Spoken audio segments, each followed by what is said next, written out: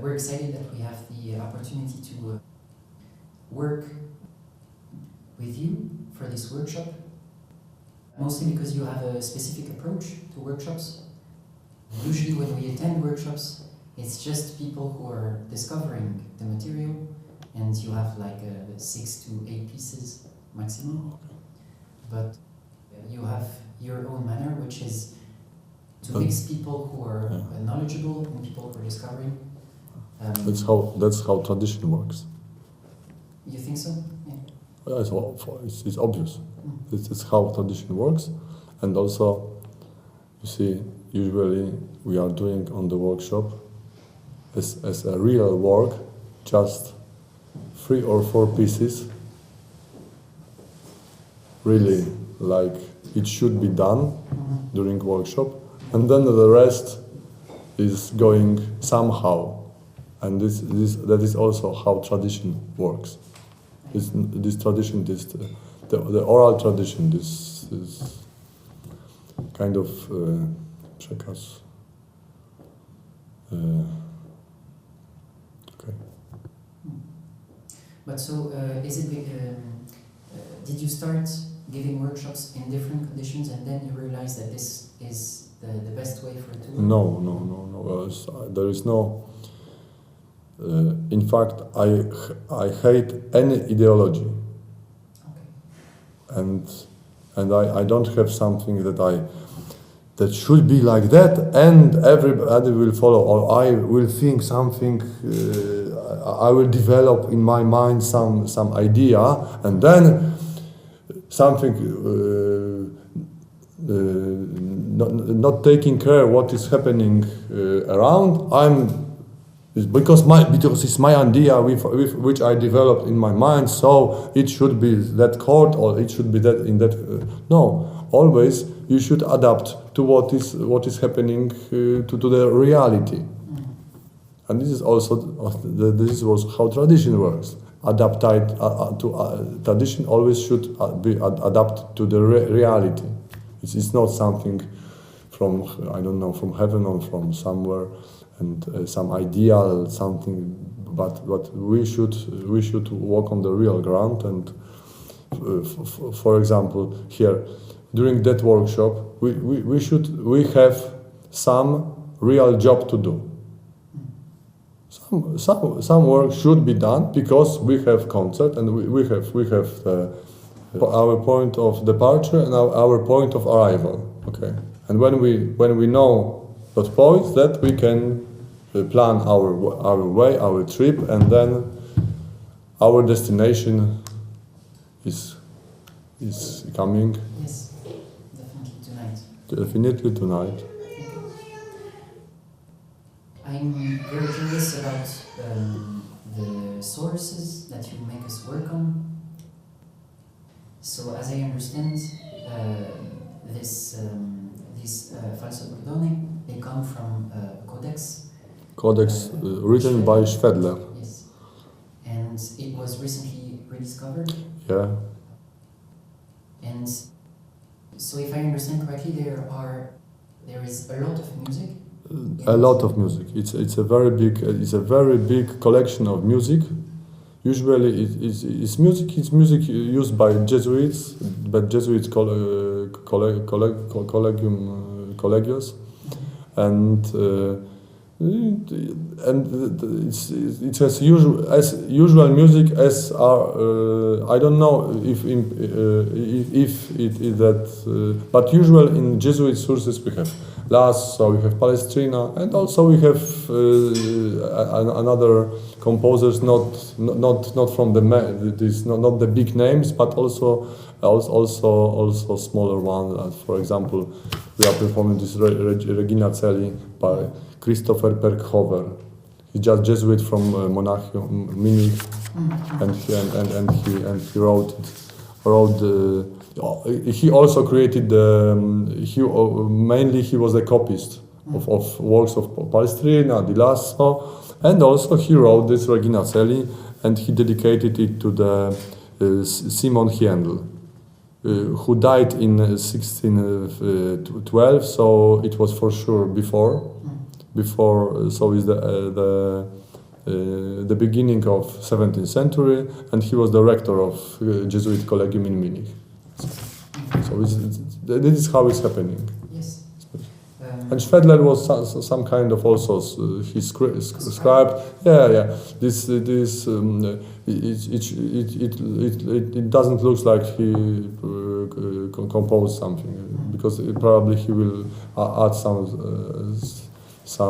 maybe some notes about it. But we have. I don't know that codex very much. Katarzyna Spurgiarz, and it probably will be edited, because now we have in Poland big projects about Jesuit music also. We have published sources from Braniewo, near there. And I know that one of the next publications will be Codex of Schwedler, which is from Silesia, in the border with Czech, and but it is really big source. For example, those settings, this falso Bordoni, which we are doing 5. How do you think how many such settings could be in that book? I think it's hundreds. Over 100, yes. It's probably 150 even. So we are or 6, because one is we are performing just yes.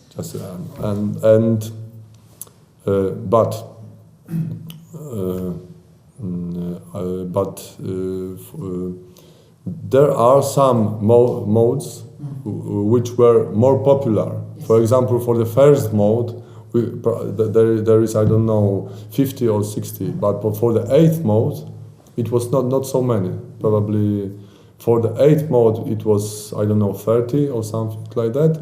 And for the 7th mode, there was even, I don't know, 14 or something settings. And of the different, I've chosen this because I just like them the most. And for example, for the 8th modus, but this ending with C, for the G ending, there was a lot. For example, this Viadana, which has in the bass line plain chant. We are singing that in the beginning of Indexi to Israel, and this this Beatus Vir, ending with C. I don't know. It probably was only the one. So I have no problem to choose that one, because usually when you have a lot of things, it's I understand. But so those transcriptions, you made them? That we have in the papers? Transcriptions from Schwedler made my friend, my younger. He also attended one of workshops, but now he's doing his PhD in musicology. Kamil Watkowski. He transcribed everything. Everything? Yeah. Okay. He transcribed everything, and I've just checked his work because it would be. I think it will cost me much more. I created it. I don't know, half a year. I work on that program or something like that. But if I have to transcribe everything and then choose,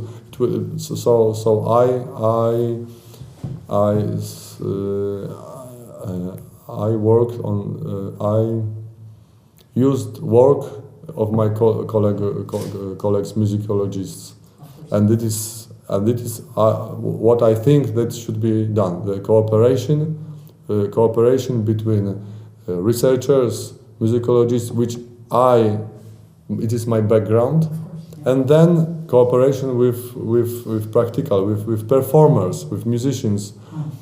So I am someone between, but my energy and my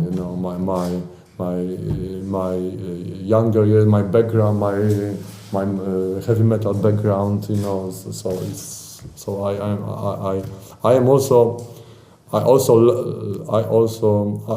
I discovered that I am also the skilled performer, maybe not exactly musician, not exactly musician, but I am kind of performer. So we are doing our performance. That is how it's good. It's also Thank you. It's performance. Yes, it's kind of performance. Yes. But so, of course, when we discover a codex of Polish Jesuit music, we can be surprised to see Italian names in it. Yeah. Do you see any difference between compositions made by those Italian names and those from this region of Silesia? Or I feel are you copying each other? the thing is, they were, on that time, I think there was the really free market of musical ideas, and music of Italian masters, for example, Lodovico Viadana, and Orazio Fa, these are very good compositions. These are very good compositions. And now, if we have this Berghofer, who also tried to do something, this composition, its composition, the whole as a whole thing, it's nice. But when you see the individual lines, and it's not really good. There are no mistakes. There are no common mistakes. But this music is not so well written. It's not so easy. And of course he also used these 5 voices, this architecture of 5 voices, which can mask some in something like so I think in those manuscripts we have mostly music imported, music of the masters, just masters, Orlando di Lasso, Palestrina. They are grand masters, and of the whole time their music is excellent, and also somehow in some for the common use in that particular wspólnota, society, in that particular society. Also, they could try to perform something their own, and something that could fit to their own spirituality, to their own, written. He knew which singers he have in his choir, so he knew who can perform such line. For example, there is the same situation. There is the same situation with Benedicamus Domino, because those times we have Benedicamus Domino. We don't have. I haven't found any Deo Gratias in polyphony. So I written down plain chant, Polish version of plain chant, which were used by probably by Jesuits. And then I think, what could sing Paweł? Oh, Paweł could sing something like that. Okay, so what could sing Mateusz? Okay, sing Elbeis. Okay, and it is my setting.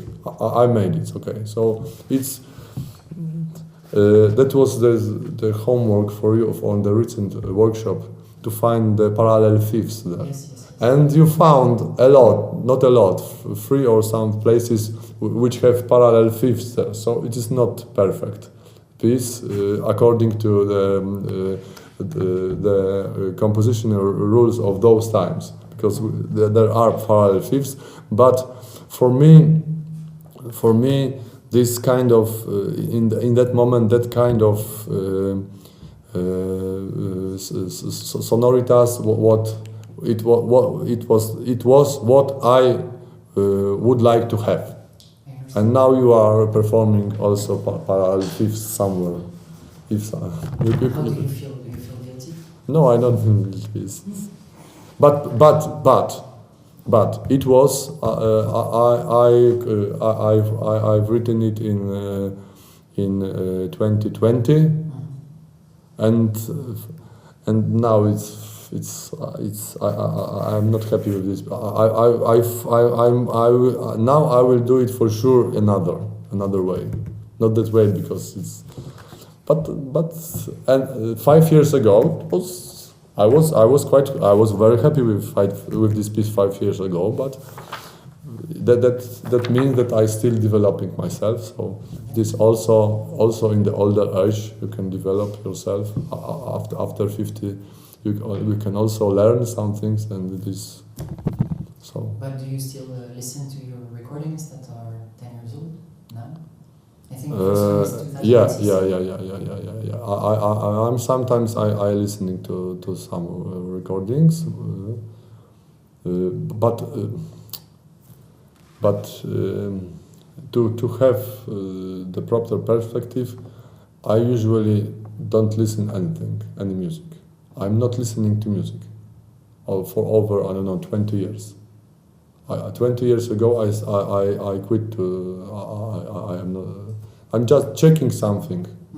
If something I've checked one time your ensemble and your Vesperae, which is on Spotify. I checked it. I listened to it. Just because I was curious, not to.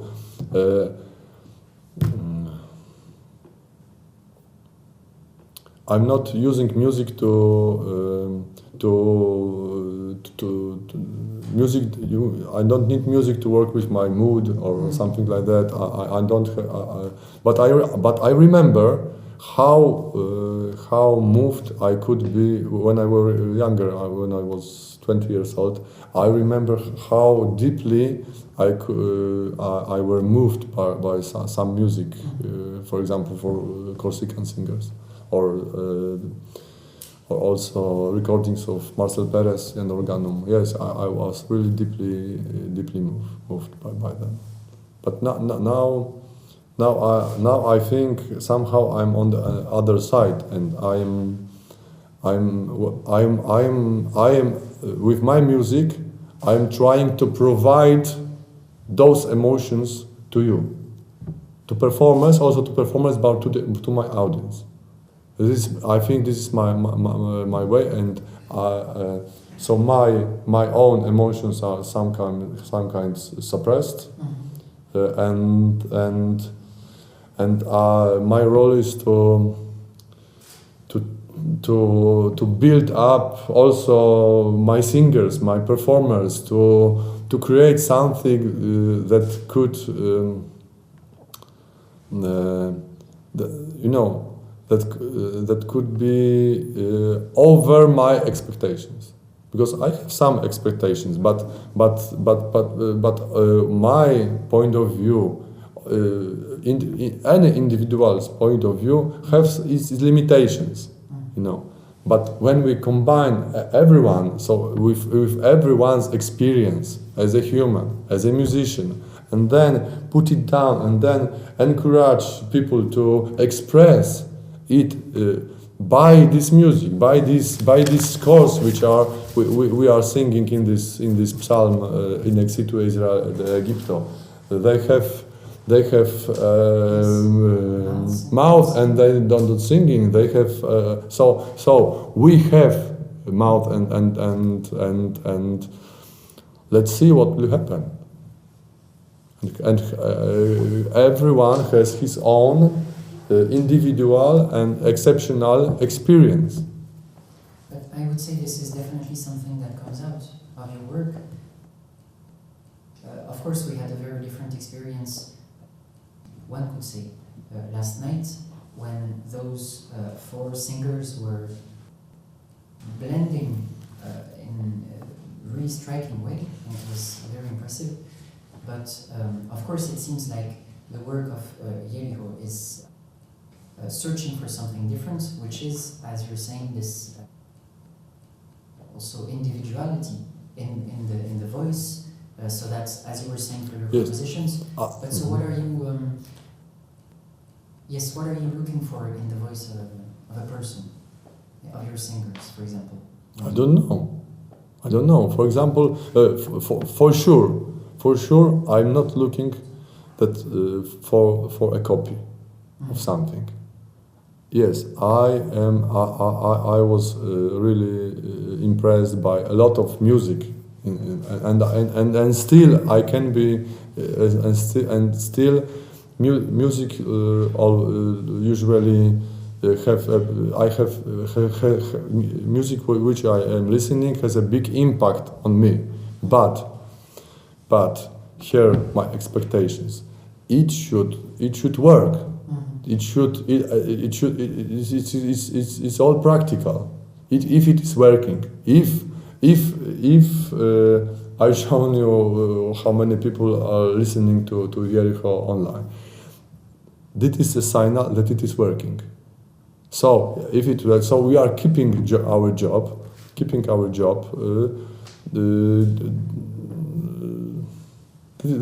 For example, this is the sign that we have audience, we have people which are listening to us, we have people which are coming to concerts, and even after concerts they said, okay, I was listening a lot to your music online or from CDs, and then I came to the concert and it's even better.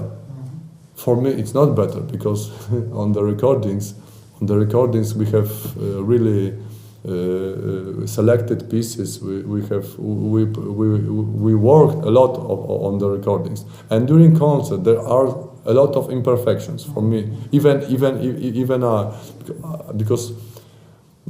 even for me a lot of imperfections, but still there is something, some energy, some approach. Yes. That creates something that really people loves it, and that people would they are like to come into our space which we are creating, and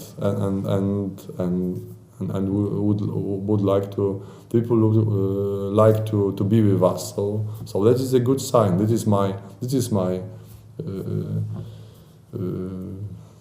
is what I am looking for. I agree, and I see that when we are rehearsing, that the main focus of your attention is not so much on like perfect tuning every single moment, but about energy and presence, and being here on time. Yeah. There's also a big performance aspect in what you're doing. Yeah. Do you feel this is missing? Tuning particular things will come with practice. Yes.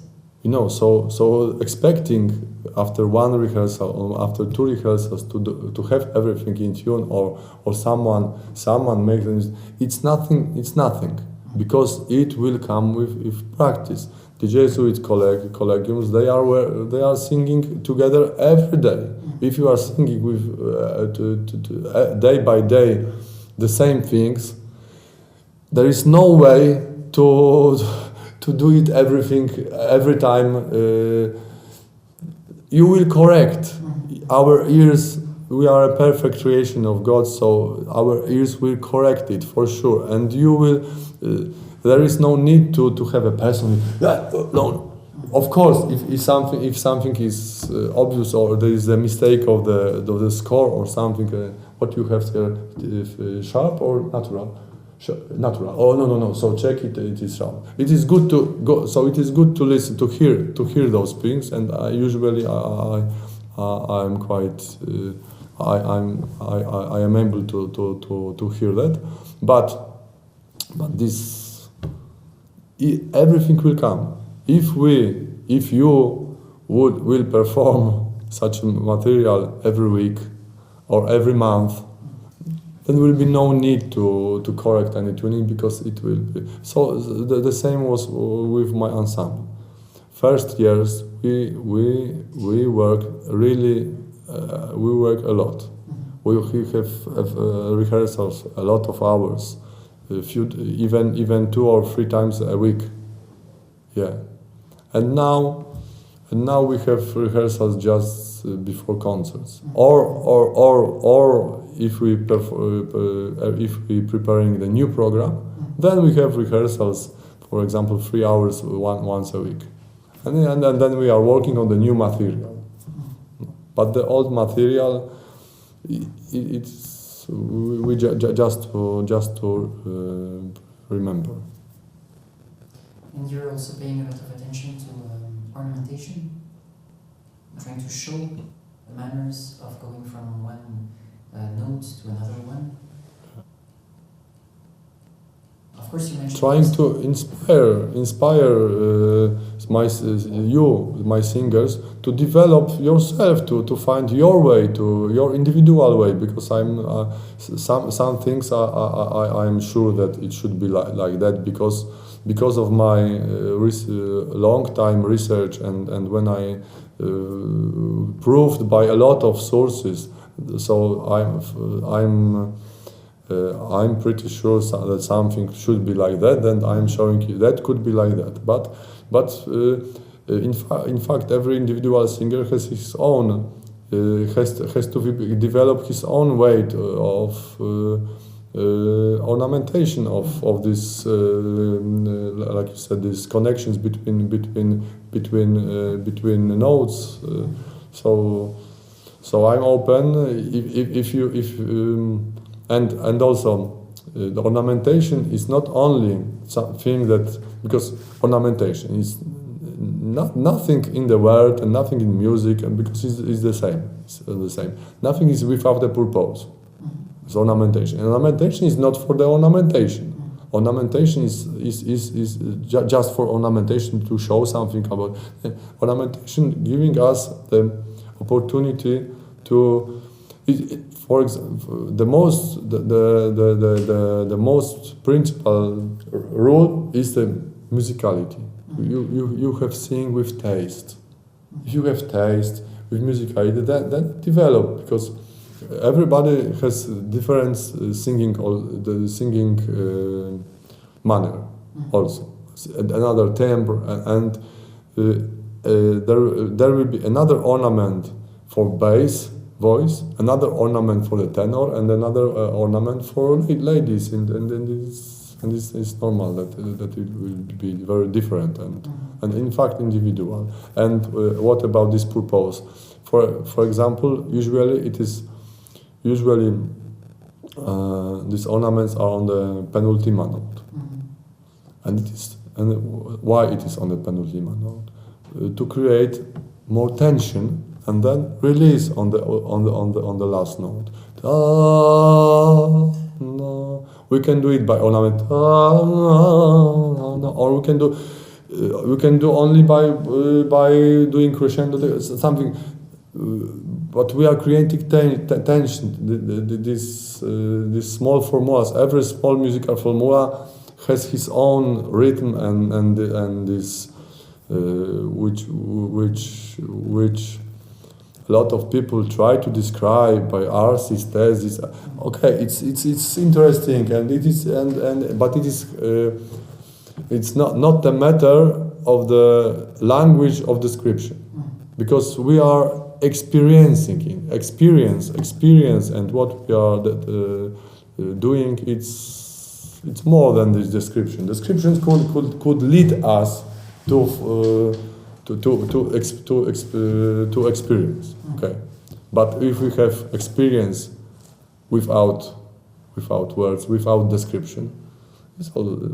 I'm not.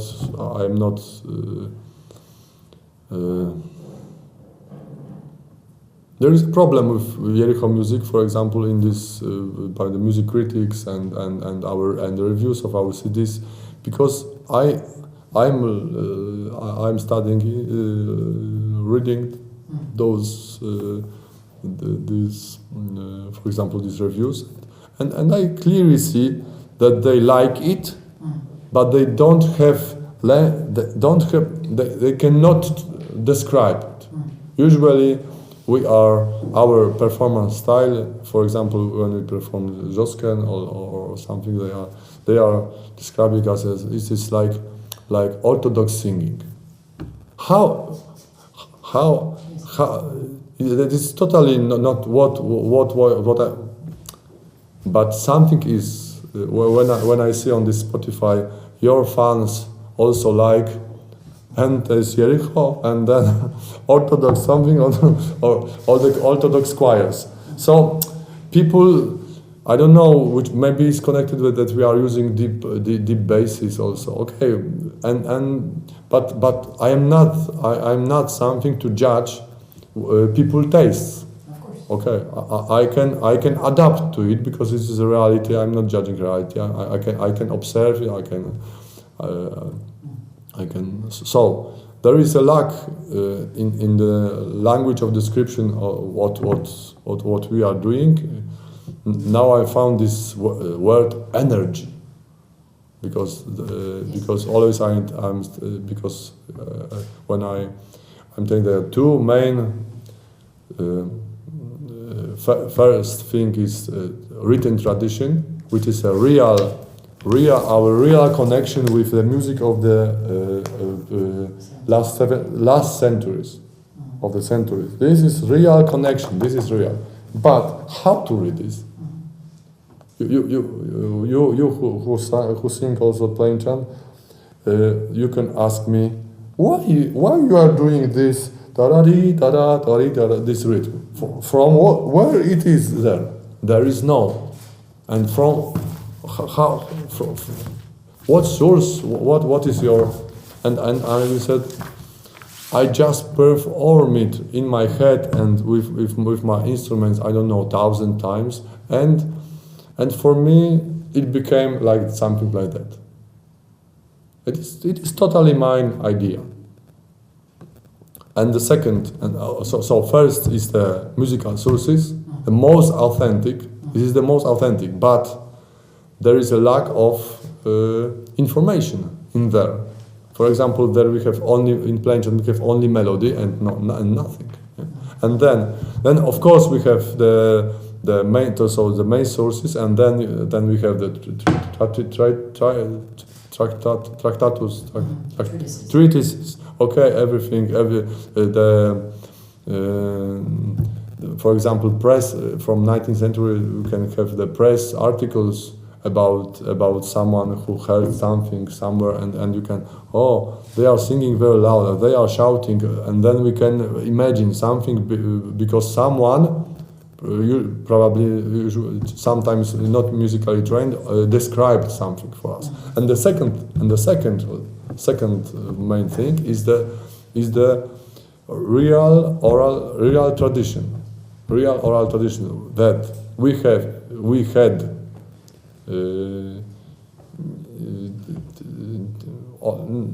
till now. I don't know if we till now have the tradition, but I remember tradition on Polish villages, of Polish church singing things, and it is a tradition. Also ornaments, also how works those, and combining those two things, you can have something that is almost ready, and then I develop now new word is energy. So this is sources and oral tradition and mine, yours energy, which is completely contemporary. As a word, you mean? Our energy. Oh, yes. No, our energy is because it is now and it is not. It's our and one day is great energy and another day is not so great energy, but still energy, still something contemporary. What is happening? What we can experience, and then is most important thing not to be ograniczony, suppressed. Not surprised, but suppression. Not to be suppressed by ideology. That something can something. No. In the ideology. Free market of ideas. Free market of music, and But for a painter, we did not expect them to have like a diploma in painting or a movie maker. We don't expect them to have a diploma. But why do you think for So I don't have music diploma. specifically, it's like this scientific requirement is so high? For what? To show something new. It's usually the main reaction. It's what proof do you have of this? Why do you think this is such an important discourse in the reception today of early music? I don't care about proof. If you perform something that will touch me, touch my heart, I'm okay. Yeah, I'm okay with. I am okay with lack of proof. But of course,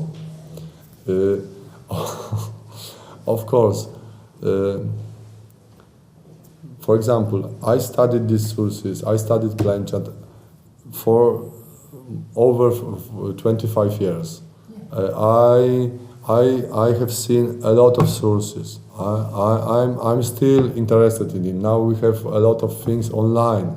You saw my room, my music room, with musical sources and my books. So it was before internet. So I have almost everything. Even I had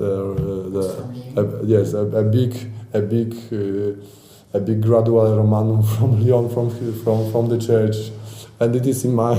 I have this. I don't know from 18th century. Yeah. So it's. And also, I worked with a lot of.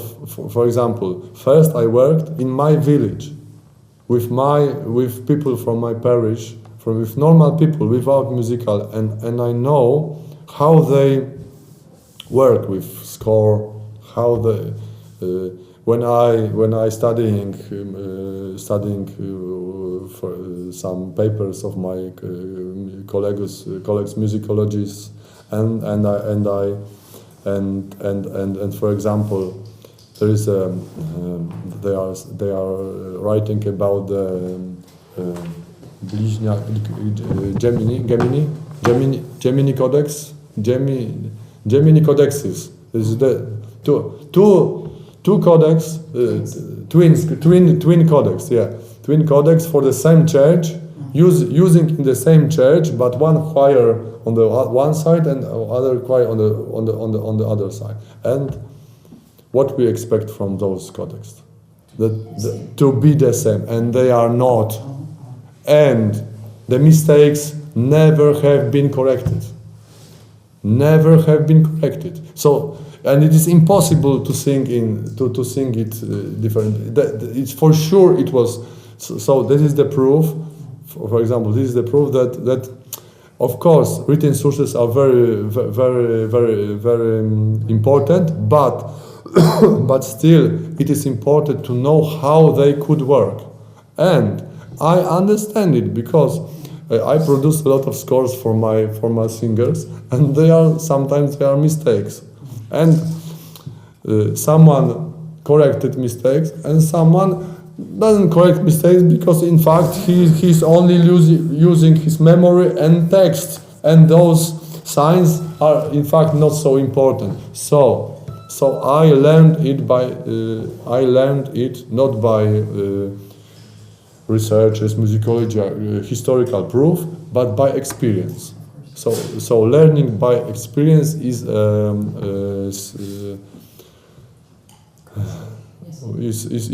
also valuable as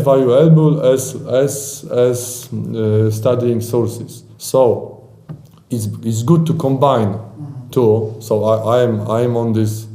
I'm on this border because I studied musicology and I was a researcher a lot of time, and then also I discovered this practical, and I became somehow a performer, musician. I also play some instruments, and so I'm in between them. So it is for me it's a good position, but it's not everybody. So that is. Nobody wants. I prepared my seminarium, and then when I supposed to. It is in Polish, so I should translate it to English, simultaneous one, but maybe it's more interesting. The questions were more interesting. So. And now your questions, maybe. I want to ask about how you, take the influence, how to put that in English. Let's say, how do you look at what you call the living tradition, right? Because do you go to, the library, take the ethnomusicologist journal, read it, or do you just, well, it's a caricature, but when I was a kid, they sang like this, I remember. That's the living tradition. No. When I was I was a kid in the big city, because I went to village as a grown person, because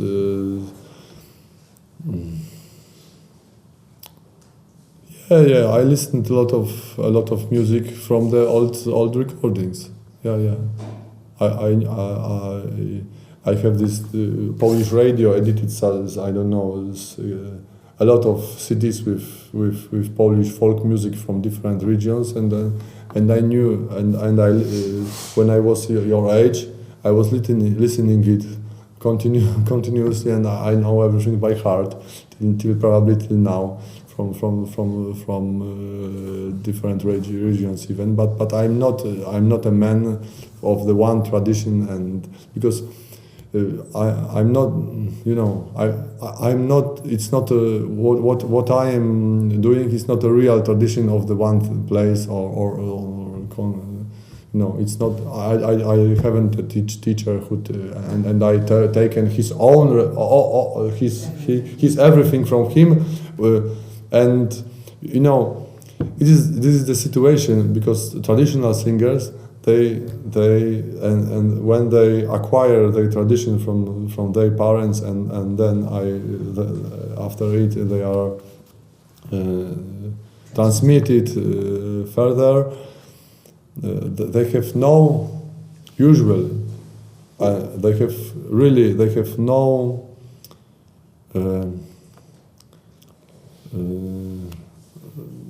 They have no idea about. They are not judging this repertoire. So there is a lot of great things and a lot of very bad things, and they cannot recognize which is. When I am listening to some singer and he's singing, and I'm, that's interesting, because I think this is ancient.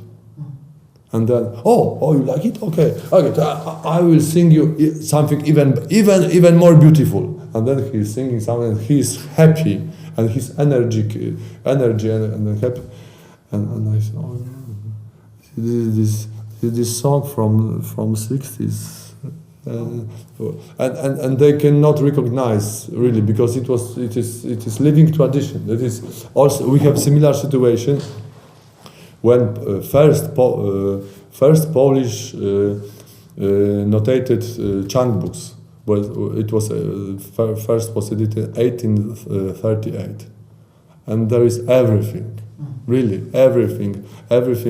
Things that are really valuable, and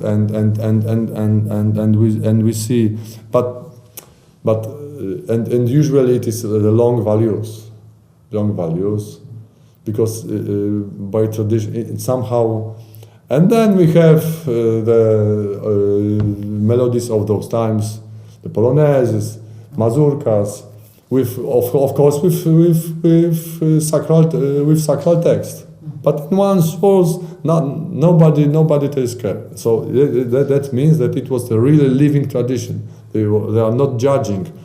And then after we were on this influence of Regensburg and the Cecilianism movement, then, for example, when we are taking the chant books prepared by people who take their education in Regensburg. And for example, we have this popular, very popular and very great song. And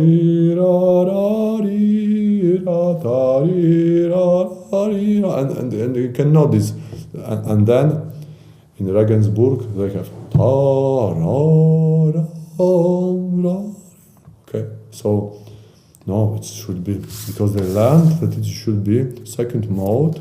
Second mode don't have this sharp, so now is sacred. Now is this sacred music, not what is for example. Or we have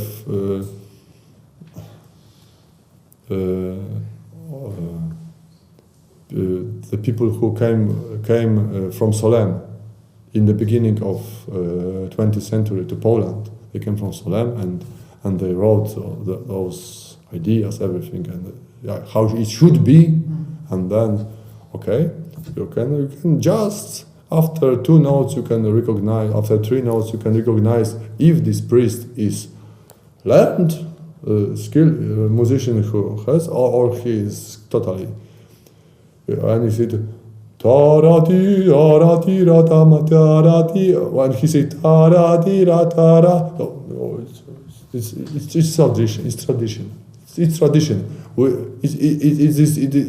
It is this corrupted tradition. And now we are established this real tradition that we took from Solem, and we are now establishing the real tradition. So now it's for us. It's somehow funny that they have such idea that they discovered this real. Now it's obvious. It's real. It sounds the Saint Gregory in person. We have this from Saint Gregory in person. We have and we are coming, and we will teach these people in Poland, Lithuania also. We will teach them what is the real tradition, not this corrupted tradition that they are saying. No. So that is the thing. The French would never say something. It came from France. Okay. Okay, so thanks so much. I think our time is out. Yeah. Okay, thank you, and have a good lunch. Good. Maybe something. You want to add something? Yes, I will. I would ask something. Add something, because about Jesuits. What I found, and I think it is interesting. Jesuits. The main focus of Jesuits was the preaching, and to find to be missionaries, and also to fight with Protestantism. But different situation was in the south of Europe, and different situations was in the northern Europe. When they came to the northern Europe and started to preach, nobody came, because just near the Jesuits' great church was a great church of Protestants, and they have great music of great Protestant Goodimel or something, they important from France or something, but Protestant composers. And then Jesuits, almost nobody is coming for our we are preaching. So that is true. They are mistaken, but people came for them to listen this mistaken teaching by those Protestants, because they have music. So that was the reason that they founded this Collegium Germanicum. Collegium Germanicum in Rome is and it is free market of ideas. So they should adapt to what is happening in the northern land, to have music as good or even better than Protestant. Then people will come. Maybe they listen Protestants. Oh no, for example, singing very good, but maybe some ideas with no instruments or something, and then so we will have instruments or something like that. Okay. So, but the first order, even there was that they cannot have an organ in church, because they should focus on liturgy, on preaching, okay, and then even preaching, then liturgy. And then, for example, there was one example, because this was one of these absque cantus se vivere non possa. Which, se vivere non possa. It was and because they why you are doing music? Okay, it's absque cantus se vivere non possa, and even there was when one of these men Jesuit in one of churches, he went to Rome for 2 months, so people quickly built organ in his church, and he came, the organ is what. No, and it was for so that was kind of cultural fight, you know. We can now we're fighting not only but in the ideas, but also of these things. So those is the music. Okay. And what else? What else? And for example, these new composers like Orazio Vecchi or Marezio, there was